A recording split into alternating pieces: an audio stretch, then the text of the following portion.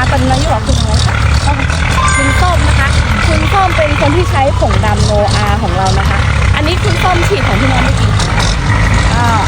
อาทิตย์หนึ่งก็ฉีดอยู่2 ครั้งค่ะ อาทิตย์ละครั้งอาทิตย์ละ2 ครั้ง ใช่ค่ะ แล้วผลงานออกมาเป็นยังไงบ้างคะคุณส้ม ใหญ่โตมาก ดูนะคะดูหัวทั้งใหญ่แล้วนอกจากคุณส้มทำผลประกาศแล้วคุณส้มทำอะไรอีกคะเนี่ย มีข้าวโพดค่ะ มีข้าวโพดทำข้าวโพดขายไปฝั่งนู้นด้วยใช่ไหมคะ ข้าวโพดแป้ง อ๋อข้าวโพดแป้งนะคะนี่เป็นข้าวโพดแป้งแล้วอาทิตย์ละ2 ครั้งแล้วผลงานออกมาได้อย่างนี้คุณส้มชอบไหมคะ ถูกใจมากค่ะ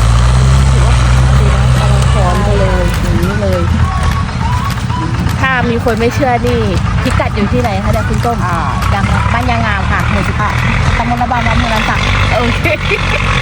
ตำบลระบำอำเภอล้านสักนะคะ